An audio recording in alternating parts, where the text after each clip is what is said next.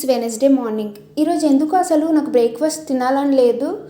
Morning అయితే ఇంకా water తాగి ఒక 20 మినిట్స్ అలా హాఫ్ అన్ అవర్ అయితే వాకింగ్ చేస్తాను. ఈవినింగ్ మార్నింగ్ కంపల్సరీగా వాకింగ్ అనేది చేస్తాను.